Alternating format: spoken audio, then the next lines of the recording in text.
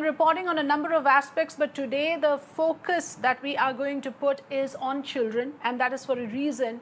The center has come up with protocols for the very first time on how children who are infected with coronavirus should be treated. Remember, the health infrastructure is already very stressed in this country.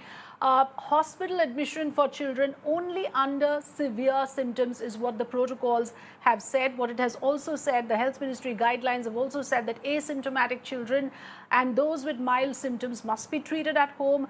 Only those with moderate and severe symptoms can be admitted to a COVID care facility, and only in extreme cases where the doctors recommend it will a child be admitted to a hospital or to critical care. The Health Ministry has laid down these detailed protocols to identify the level and extent of infection in a child and its recommended treatment. So that's the big news update that we have. I want to introduce my guests this afternoon. Joining me today is Dr. Rajiv Seth, Senior Pediatrician and Medical Director of Child Health and Development Center, New Delhi. Dr. Rakesh Mishra, Director, Center for Cellular and Molecular Biology in Hyderabad. Welcome, Dr. Seth and Dr. Mishra. Good to have you with us.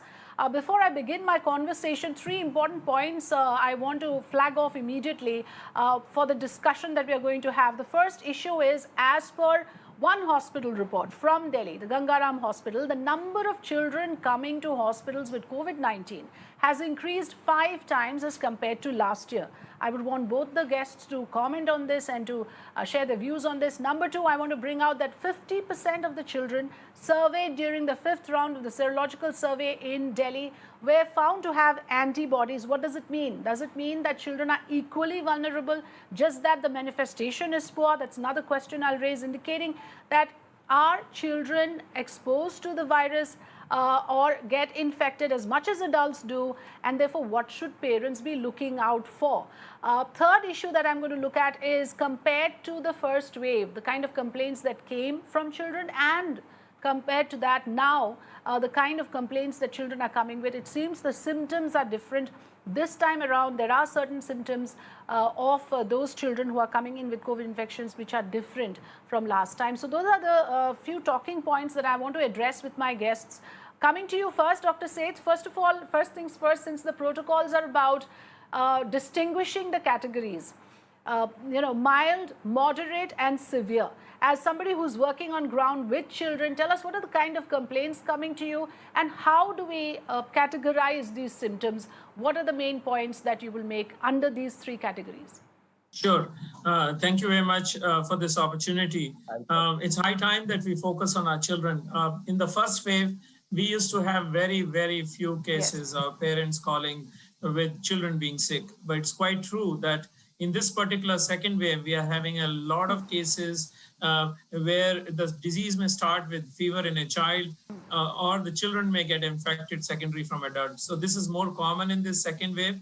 And a mild case is something which is either could be just asymptomatic or just have mild fever, a little bit cough, cold with no other problems, no respiratory distress, no congestion, nothing, and child being hemodynamically and otherwise stable. The moderate symptoms are when they start having more symptoms with increasing cough, breathing difficulty, or if they ultimately land up into more severe symptoms where the oxygen saturations become low, and that is critical. And because in the severe category are these very rare, but less than 1 to 2% of children fall into, which is called multisystemic inflammatory disease in children, where they could even get vasculitis or blood vessels getting involved, a disease that we already knew, like called Kawasaki disease, symptoms such as that, where you could have cardiogenic shock. And these children would need hospitalized, not in a small, but a high level of tertiary care, intensive care unit. So this is the whole spectrum, mild, moderate, and severe. But still, I think children too continue to remain super spreaders. And even the last time are in, 70 Yes, we'll come to that in a bit, Dr. Seth. We are going to address the issue of carriers. I want to focus on the point you made that yes, it is possible that a small percentage of children might need intensive care if the symptoms become severe or alarming. Now, Dr. Mishra, from the kind of research that you would have done in this area, the country at the moment is stressed with, overwhelmed rather with the number of cases that are coming in. So, getting a hospital bed is a huge issue, especially especially in places like Delhi. A lot of parents would therefore want to know that if my child is detected with the virus and the person is forced to do home isolation, what are the do's and don'ts for children, Dr. Mishra, given the fact that you know how the virus behaves?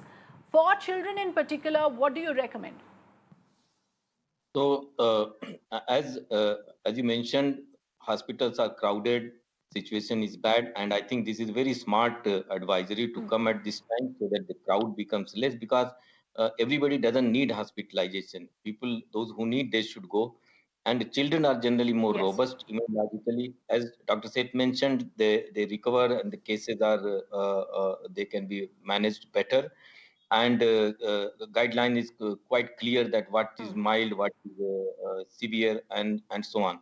So I think this is very good idea to make the available system more efficient and delivers more what is required at the moment.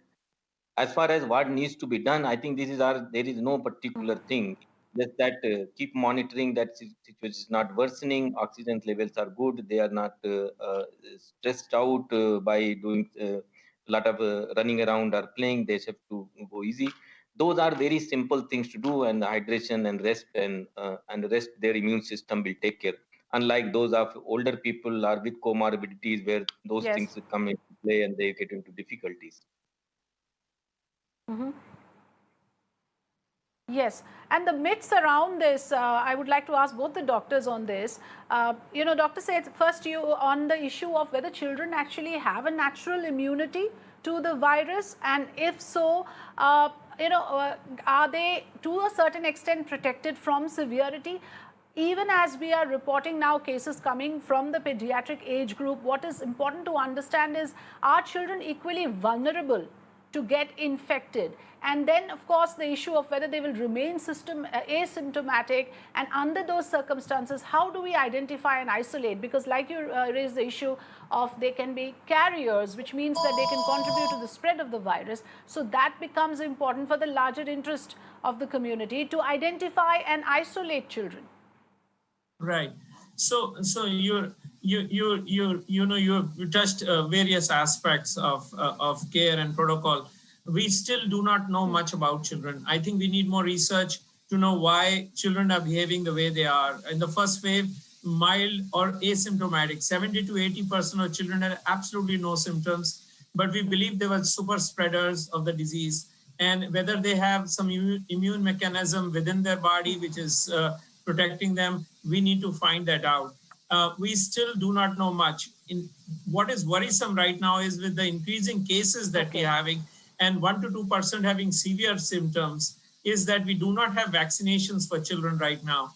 And these vaccines have not been tried, the trials particularly in children, except for some studies which have come on to teenagers in the 15-year age group in Moderna and the Pfizer group.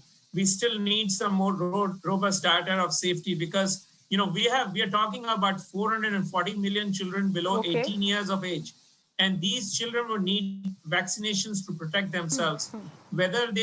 So this is an area of research, and this is what should be the priority.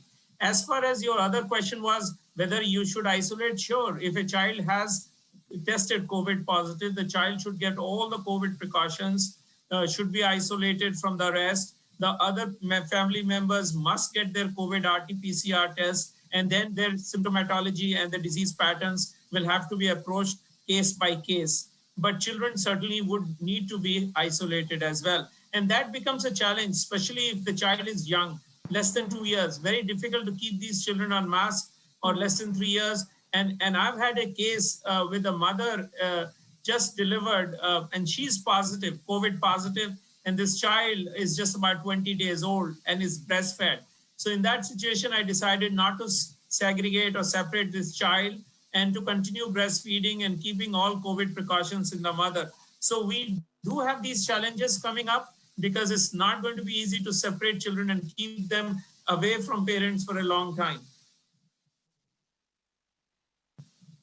Yes, so quick last word from both the experts. Dr. Mishra, what are the challenges that you think? Because in terms of detection, like we all know, it becomes very difficult to identify, how many cases of children are there. In fact, to be precise, let me tell our viewers as well that there is absolutely no data available in terms of how many children are affected in India so far. No data on whether there are any children deaths, even though just yesterday we were receiving information of one death that has happened of a 6 weeks old baby. So there are cases coming up, but then the data is not compiled. Dr. Mishra, what are the main challenges that we have now at this stage when it comes to children? So the children, as you just heard, that they are very active, and it also is reflected on the large number of children affected in this wave, because for 1 year they were in isolation and frustrated, closed in apartment and not able to go to school and all. And suddenly when they got the freedom, like they Yes. can't wear mask. I mean, they will exchange mask as a friendship or as a gift, and those are, so it's very difficult to manage with them, and to can't isolate a child who's 2 year old.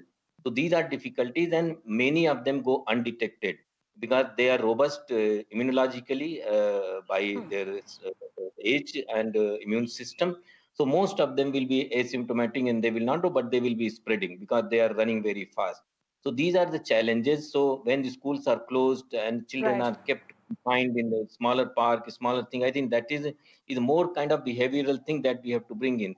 As Dr. Said mentioned, we don't understand much of the symptoms and disease aspect as well. I think biology of the virus has not changed drastically from first wave to second wave. It is the behavior that has made a difference of different age group or different economic status being affected this time. So it will be challenge to keep the children healthy, Yes. both physically and mentally, and prevent the disease. And I think families have to learn, and I mean, as a community, we have to take it in our hands and manage for next 3 months at least. Yes, so every home, every set of parents will have to do their bit. Dr. Said, quick last word from you on prevention and protection, and what about vaccines for children? And so, prevention is, again, we have the same usual COVID precautions measures with children. Wherever possible, isolate them, give them masks, hand sanitization and all. We still do not have a word on their vaccination right now. Only trials will say. I don't think this year, if we're going to get any vaccines for children, it's probably we're looking for after this year. So this will be a great challenge, how we address. I think right now, in current situation, the other things that we are seeing in our practice are the indirect effects of COVID. In a situation where the children have been homebound for more than a year, we are seeing a lot of psychosomatic issues, the children being irritable, aggressive, not happy. They want to go out, they want to experience, they want to play, they want to be in school. Yes. Their social life has been this thing. So a lot of abuse happens within the families as well. Sometimes children are retained in the same place where Yes, there's some absolutely. We need to do abusive a completely family. separate episode on that, Dr. Seth. Yes. As you rightly Yes. pointed out, this is an entire area which has not been discussed enough. On the psychological impact, as a mother of 2 kids, I know what you mean when you say that, yes, parents are dealing with a lot with children under confinement. Dr. Seth and Dr. Mishra, thank you so much for joining us this afternoon.